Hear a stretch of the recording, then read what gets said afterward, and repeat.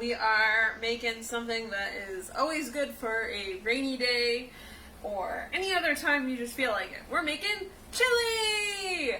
And we're making chili because it's delicious and it's my cousin's Doug's birthday. Happy birthday, Doug. This is for you. I'm just kidding. I told him that I was making chili for his birthday, even though, he's 2 hours away, and he just thought it was really funny, so I figured I'd share that with you guys. He's like, okay, well, thank you for making me chili that I can't eat. When you're making chili, you need a couple of things, at least in the way that I do it. I know everyone does something different, and that's okay. As you're seeing, as we're practicing in recipes, there's all sorts of variations, meaning differences. Some people are just meat and beans kind of people. I like a lot of vegetables in my chili. Here are some things you need. You need an onion. And I realized in doing these videos that I've never shown you how to chop vegetables. So this is how I do it. So you clean off all the ends. It's like you peel it away. And I cut that part off. You know, some people say you can leave it on and it won't make you cry. That's a good tip. I personally don't cry when I cut onions though, so I'm not so worried. So first you cut it in half so that way it can lay flat on the cutting board. Then now we're going to go long. Now look at how I'm holding it, okay? My fingernails are what's touching it. I learned this when I was a child. And why is that? If I got close, if I was like this, I'd cut off my fingertip. Well, I don't want to do that. You know, this holds it in place and it prevents you from hurting yourself. So, two things.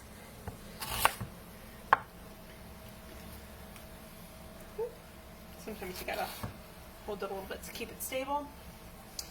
You could do whatever you would like to make this next part easier. You want to hold everything all together and just do small cuts.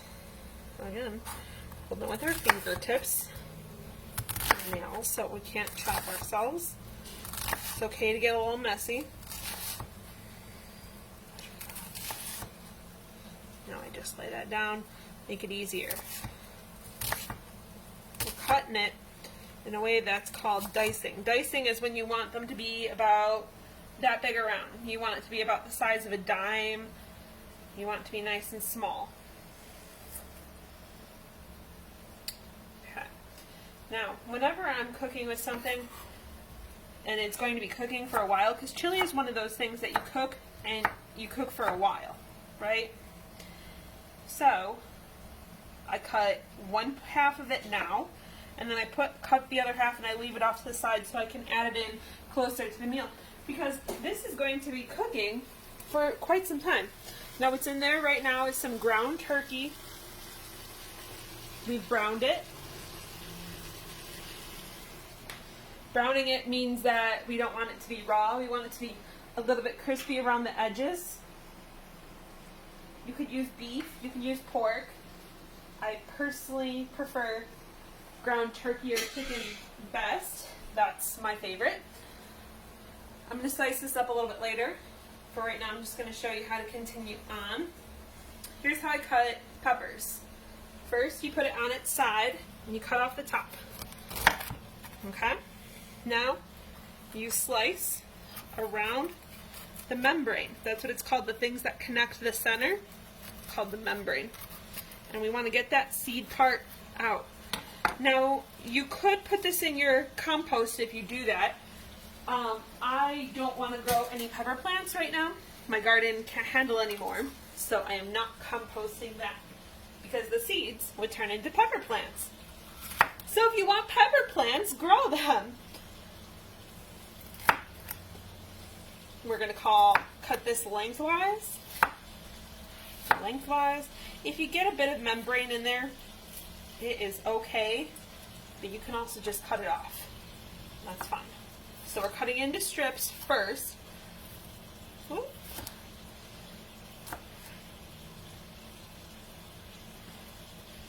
Do it like this.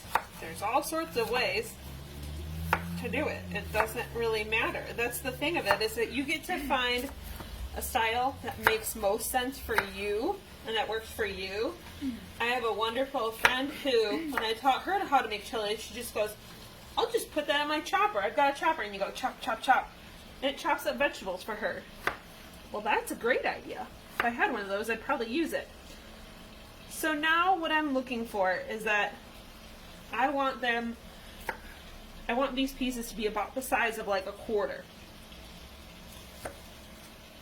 Doesn't have to be a quarter or nickel. You don't have to get them out to measure. But what I'm looking for is that it's going to be a small enough piece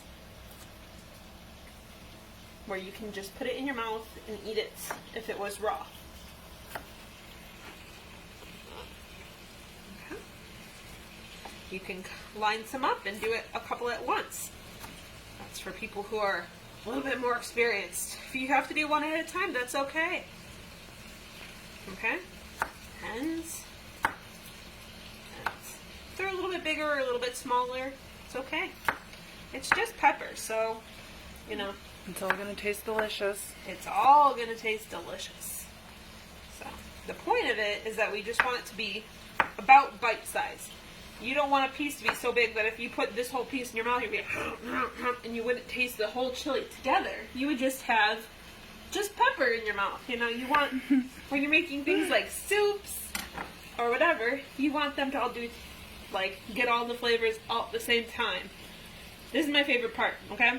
You break it in half and you just pull that stem piece off, okay? So now it's like a line, just like how you're doing.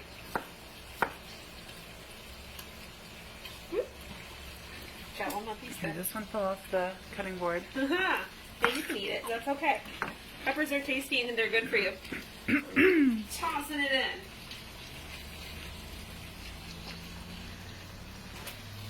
Can we take a look? Yeah, of course. It looks pretty good. We're going to give it a little twirl. Okay. Because we want everything to cook at the same time. Okay. Good. Almost didn't take my own advice. That happens all the time. Don't even have to punch out a top. It came out on its own. Remember. So we cut off the top. We go around. Take that center part out. Toss her in the trash.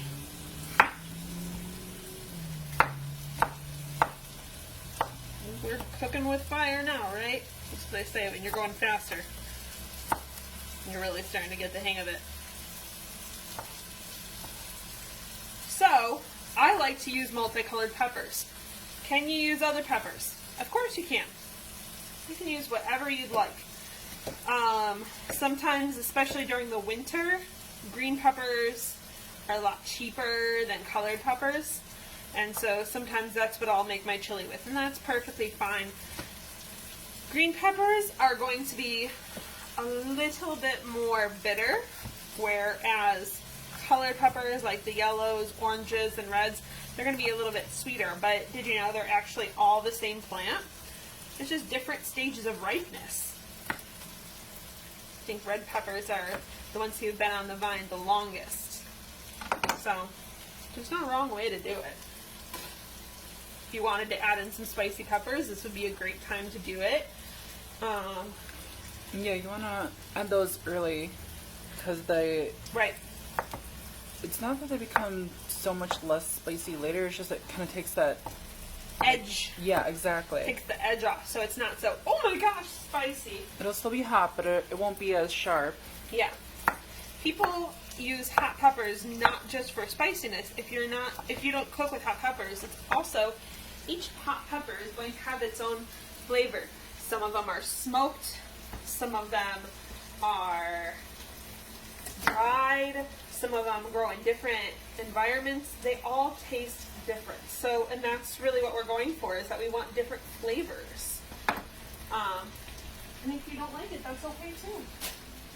This is your chili, so you get to do whatever you'd like with it.